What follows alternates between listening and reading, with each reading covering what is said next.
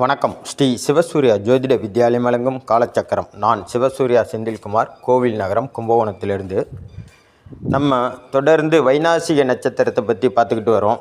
அந்த வகையில் இந்த பதிவில் நம்ம பூச நட்சத்திரத்துக்கு வைநாசிக நட்சத்திரம் என்ன அப்படிங்கிறத பார்க்க போகிறோம். ஏன்னா இது வரைக்கும் நம்ம அஸ்வினிலேருந்து புனர்பூசம் வரைக்கும் பார்த்துட்டோம். அந்த நட்சத்திரத்துக்கு எந்த நட்சத்திரம் வைநாசிகம்னு பார்த்துட்டோம். அதற்கான கோவிலையும் கொடுத்தாச்சு.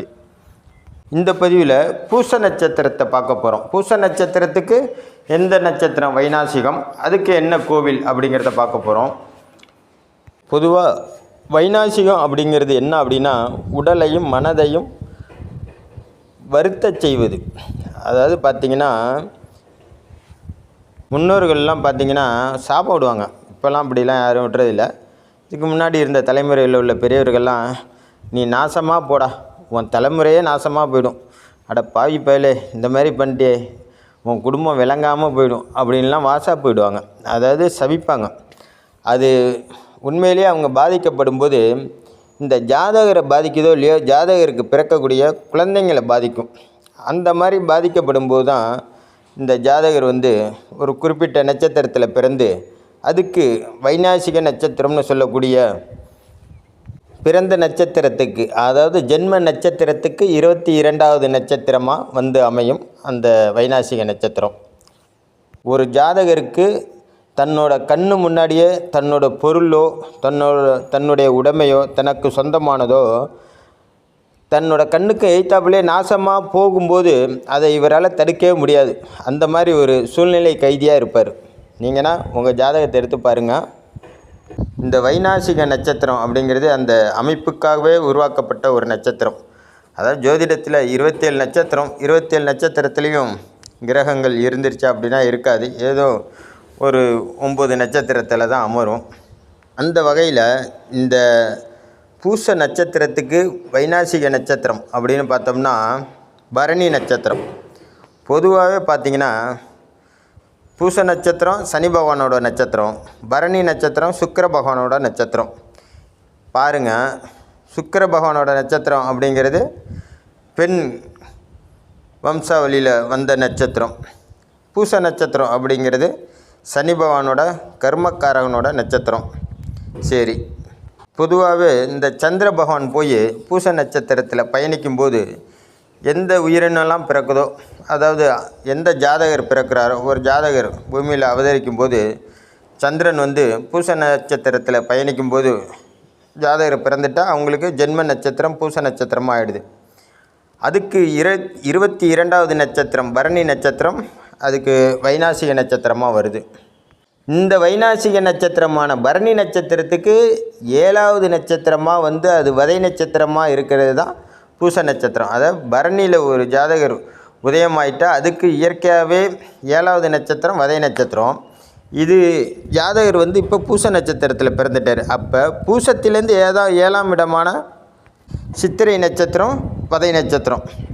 அப்போ பாருங்கள், ஒரு ஜாதகருக்கு ஆண் ஜாதகமாக இருந்துருச்சு அப்படின்னா, அதாவது பூச நட்சத்திரத்தில் ஒரு ஆண் பிறந்துட்டால் அவங்க திருமண காலத்தில் இந்த பரணி நட்சத்திரத்துக்காரங்களை சேர்க்கக்கூடாது. பொதுவாக எந்த ஒரு வித்வானும், அதாவது ஜோதிட வித்வானும் ஒரு ஜாதகத்தை இணைக்கும் போது சேர்க்க மாட்டாங்க, பரணி நட்சத்திரத்தை சேர்க்க மாட்டாங்க. பரணியில் பிறந்த நட்சத்திரத்தை பூச நட்சத்திரத்தோடு சேர்க்க மாட்டாங்க. ஏன் அப்படின்னா, பரணிக்கு வதை நட்சத்திரம் பூச நட்சத்திரம்.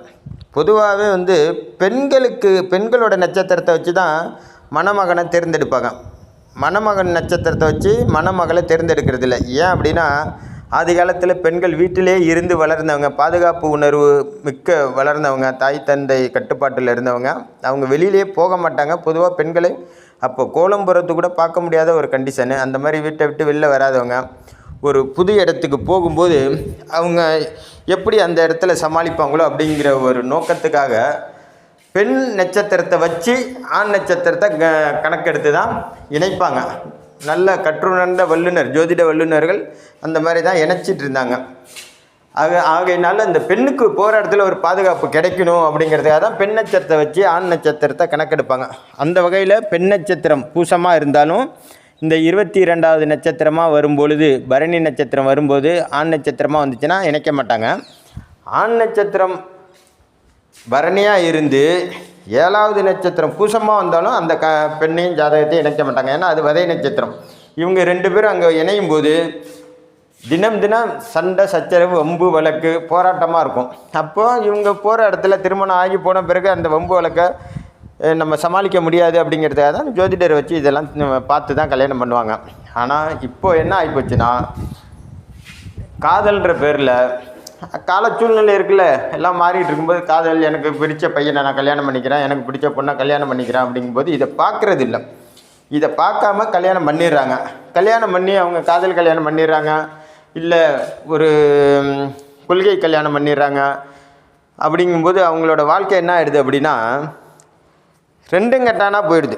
2 கட்டம் அப்படின்னா என்ன ஆகுதுன்னா, அவங்களுக்கு கல்யாணத்துக்கு அப்புறம் பெரும் பிரச்சனைகளை சந்திக்க வேண்டியதாக இருக்குது. பொருளாதார இழப்பாக இருக்கட்டும், பண நெருக்கடியாக இருக்கட்டும், கணவன் மனைவி ஒற்றுமையாக இருக்கட்டும், எல்லாத்துலேயும் ஒரே பிரச்சனை. ஏன் அப்படின்னா, இந்த ஒரு 22வது நட்சத்திரத்துக்கு 7வது நட்சத்திரம் வதைனா நீ வதைப்பட்டே ஆகணும். ஏதோ ஒரு விதத்தில் சித்திர வதையை அனுபவிச்சே ஆகணும். பொருளாதார இழப்பாக இருக்கும், இல்லை கணவன் மனைவி ஒற்றுமையின்மையாக இருக்கும். அதே போல் இந்த பூச நட்சத்திரத்துக்கு 22வது நட்சத்திரம் வைநாசிக நட்சத்திரம், மனதையும் உடலையும் வருத்த செய்ய நட்சத்திரம். அப்போ அங்கேயும் அதுக்கான கோட்பாடுகள் செயல்படும். இப்படி இருக்கும்போது அவங்க என்ன பண்ணுவாங்க, வெளியில் சொல்ல முடியாது. ஏன்னா காதல் திருமணம்லாம் பண்ணியிருக்காங்க. பெரியவங்க பேச்சு கேட்காம ஜாதகம் பார்க்காமலாம் கல்யாணம் பண்ணிட்டாங்க. அதை அவங்க சொல்லவும் முடியாது, மெல்லவும் முடியாது. இதுவே பெரிய வதை அவங்களுக்கு. என்ன பண்ணுவாங்க, வீட்டுக்குள்ளே இருந்துக்கிட்டு ஐயோ நம்ம இந்த மாதிரி பண்ணிட்டோமே, நம்ம போய் யார்கிட்ட சொல்கிறது அப்படின்னு இருந்து புழுங்குறாங்க பாருங்கள். இது பெரிய வதை. சாதாரண வதை அடிக்கிறது கூட பிரச்சனை இல்லை. இந்த மாதிரி மனசுக்குள்ளேயே கணவனும் மனைவியும் ஒருத்தர் சபிக்கிறது. நீ போட உன்னால் தான் நான் கேட்டேன், என்னால் தான் நீ கேட்ட இப்படின்னு கணவன் மனைவியை சொல்கிறது, மனைவி கணவனை சொல்கிறது, அல்லது இருக்கிற வரைக்கும் எல்லாத்தையும் அடகு வைக்கிறது, அதை மூக்க முடியாமல் போகிறது. இந்த மாதிரி ஏகப்பட்ட பிரச்சனைகள். ஒரு பொண்ணு ஓடி போயிடுவா பையனை அழைச்சிக்கிட்டு, அவள்கிட்ட நகை இருக்கிற வரைக்கும் அடகு வச்சு அந்த குடும்பத்தை நடத்துவான். அவள்கிட்ட சுத்தமாக ஒன்றுமே இல்லைனா இவனும் வேலைக்கு போக மாட்டான், அவளும் என்ன பண்ணுவான், ஒன்றும் பண்ண முடியாது. 2 பேருக்கும் வேலையில் திண்டாட்டம். 2 பேருமே பொண்ணு மாப்பிள்ளை உயருது, மாப்பிள்ளை பொண்ணை உயருது. இது பெரிய வதை இல்லையா? இது பெரிய வைநாசிக தொந்தரவு இல்லையா? இந்த மாதிரிலாம் நடக்குது உலகத்தில். இதுதான் வைநாசிக தோஷம், இதுதான் வதை தோஷம். இது கல்யாணத்துக்கு அப்புறம் நடக்கிறது. ஆனால் இந்த ஜாதகர் பூச நட்சத்திரத்தில் பிறந்த ஜாதகர் கல்யாணத்துக்கு முன்னாடி அனுபவிக்க வேண்டிய பிரச்சனைகள் என்னன்னு பார்த்தீங்கன்னா, அவங்க குடும்பத்தில் யாரோ ஒருத்தர் பரணி நட்சத்திரத்தில் பிறந்திருப்பாங்க. அப்பாவாக இருக்கலாம். இவன் அந்த பூச நட்சத்திரத்தில் பிறந்தவரோட அப்பாவுக்கு பரணி நட்சத்திரமாக இருக்கலாம், அல்லது அவங்க அம்மாவுக்கு பரணி நட்சத்திரமாக இருக்கலாம், அல்லது அவங்க தாத்தாவுக்கு பரணி நட்சத்திரமாக இருக்கலாம், அல்லது பாட்டிக்கு பரணி நட்சத்திரமாக இருக்கலாம், மாமாவுக்கு பரணி நட்சத்திரமாக இருக்கலாம், இல்லை அத்தைக்கு பரணி நட்சத்திரமாக இருக்கலாம், இல்லை அக்கா தங்கச்சி அண்ணன் தம்பிக்கு இவங்களுக்கு பரணி நட்சத்திரமாக இருக்கலாம். அப்போ அந்த பரணி நட்சத்திரத்துக்காரங்களுக்கு இவரோட நட்சத்திரம் வதை நட்சத்திரம் இல்லையா? ஒன்று அவங்க இவங்கள வதைப்பாங்க, இல்லை இவர் அவங்கள வதைப்பார். இந்த மாதிரி ஒருத்தர் ஒற்றுமையின்மை, பெரிய போராட்டம், இந்த மாதிரிலாம் நடக்கும். இதெல்லாம் முடித்து கல்யாணத்துக்கு தான் நான் சொன்ன அந்த பொருத்தம் பார்க்காம இந்த வதை நட்சத்திரத்தையோ வைநாசிக நட்சத்திரத்தையோ பொருத்தம் பார்க்காம இணைக்கும் போது அவங்களுக்கு கல்யாணம் ஆகி ஒரு பிரச்சனை ஏற்படுங்க. அது மாதிரி இல்லாமல் இருந்து போச்சு அப்படின்னா கண்டிப்பாக அவங்களுக்கு பிறக்கக்கூடிய குழந்தைய பார்த்திங்கன்னா அந்த பரணி நட்சத்திரத்தில் தாங்க பிறக்கும். இதையெல்லாம் மீறி அந்த இடத்துக்கு அவர் போயிட்டாருனா, எங்கே குழந்தை பேருக்கு போயிட்டாருனா அங்கே பரணி நட்சத்திரத்தில் தான் குழந்தை பிறக்கும். அதுவும் பெண் குழந்தையாக பிறக்கும். கண்டிப்பாக இவரை வச்சு செய்யும். எப்படி செய்யும்னா, ஜாதகருக்கு பிடிக்காத விஷயத்தை தான் செய்யும் அந்த அந்த பரணி நட்சத்திரத்தில் பிறந்த குழந்தைகள். இது பெண் பிள்ளையாக இருந்தால் கண்டிப்பாக அப்பாவுக்கு எதிரான ஒரு திருமணத்தை தான் பண்ணும். அதே மாதிரி அந்த அம்மாவுக்கும் மனக்குழப்பத்தை ஏற்படுத்தும் இந்த ஜாதகத்தில் பிறந்த குழந்தை. என்ன காரணம்னு கேட்டிங்கன்னா, பெண் பரணி நட்சத்திரத்தில் பிறந்துருச்சு அப்படின்னா, அது பரணி நட்சத்திரங்கிறதே பெண்ணு. அது மாதிரி பிறந்துருச்சு அப்படின்னா கண்டிப்பாக ஒரு மனப்போராட்டம், உடலை மெலிக்கிறது, அதை நினச்சி அந்த குழந்தைய நினச்சி அந்த பொண்ணை நினச்சி வருந்துறது, இல்லை பொண்ணு அப்பாவுக்கு எதிர்ப்பாக திருமணம் பண்ணிக்கிறது, அப்பாவுக்கு எதிராக செயல்படுறது, அவரோட புகழுக்கும் பேருக்கும் களங்கம் விளைவிக்கிறது, இந்த மாதிரி இருக்கும். இதே பையனாக பிறந்துட்டா போச்சு, யோ உன் வேலையை பார்த்துட்டு போயா அப்படின்றான். ஏன்னா இவங்களோட கர்மா மிகவும் வலிமையாக இருந்துச்சு அப்படின்னா கண்டிப்பாக அங்கே பரணி நட்சத்திரத்தில் தான் குழந்தை பிறக்கும். இதை கூட சமாளிச்சிடலாம். பரணி நட்சத்திரத்தில் குழந்தை பிறந்துருச்சுன்னா கூட ஒரு 50% ஏதோ சமாளிச்சிடலாம். ஆனால் பரணி நட்சத்திரம் லக்கண புள்ளியாக உளுந்து பையன் பிறந்துட்டானா நீங்கள் பேசாமல் பையன்கிட்ட குடும்பத்தை விட்டுட்டு வெளியில் போயிடலாம், சன்னியாசம் போயிடலாம். என்ன காரணம்னா உங்களுக்கு முதல் எதிரியே அந்த பையனாக தான் இருப்பான். ஆகையினால் இது பெரிய தோஷமான ஒரு அமைப்பு தான். இது உங்கள் ஜாதகத்தில் இருந்தால் அதை சரி பண்ணி தான் ஆகணும். அதுக்கு என்ன கோவில்னு பார்ப்போம், அதுக்கு என்ன பரிகாரம் அப்படிங்கிறத பார்ப்போம். அதே போல் இந்த பரணி நட்சத்திரம் தான் உங்களுக்கு வைநாசிக நட்சத்திரமே தவிர, அதுக்காக சுக்கிரனோட பாக்கி 2 நட்சத்திரமான பூரமும் பூராடமும் உங்களுக்கு பரணி நட்சத்திரம் அளவுக்கு தொந்தரவு கொடுக்காது. ஏன்னா உங்கள் நட்சத்திரத்துக்கு, அதாவது பூச நட்சத்திரத்துக்கு 4வது நட்சத்திரம் பூர நட்சத்திரம், அதே மாதிரி பூச நட்சத்திரத்துக்கு 13வது நட்சத்திரம் பூராட நட்சத்திரம். அப்படிங்கும்போது உங்களுக்கு 4வது நட்சத்திரம் கண்டிப்பாக ஒரு ஜாதகருக்கு நன்மை பயக்க தான் வேண்டும். அது அந்த நட்சத்திரம் அதுக்கான வரத்தை வாங்கி வந்தது. பொதுவாகவே இது மனிதனை பழிவாங்கக்கூடிய அமைப்பில் வராது.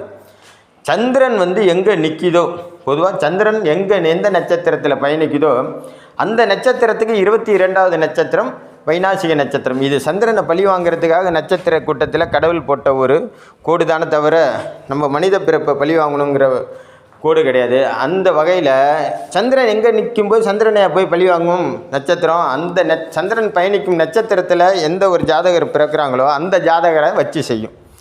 அந்த ஜாதகரை தான் அது அது சந்திரனாக நினைக்குது. ஏன்னா சந்திரன் தான் மனதுக்காரகன் மற்றும் உடல்காரகன்.